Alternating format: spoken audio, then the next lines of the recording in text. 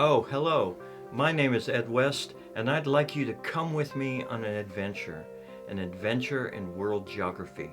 Starting this fall, we are going to go on a year-long journey around the world as we find out the 5 themes of geography and how people interact with the world and with each other.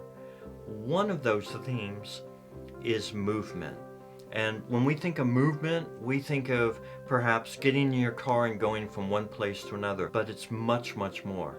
It even includes how people communicate with each other with the internet, with shipping, with trade, with international finance, and tourism, because it's going to be research based. You're going to answer a lot of your own questions by doing the research necessary to find the answers.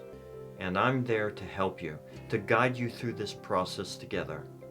We're going to be having tests and of course map work. We're going to be studying atlases, and you're going to make your own atlas. The world is a changing place.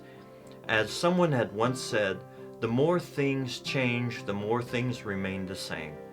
And so let's go on this adventure together. If you would like to know more, then come to my site, edwestlit.weebly.com, or go to homeschoolcampus.org, where you can find out everything about my class and all the other classes I teach. So come along with me as we explore world geography together, a little bit of the past, the present, and the future. And I look forward to seeing you this fall.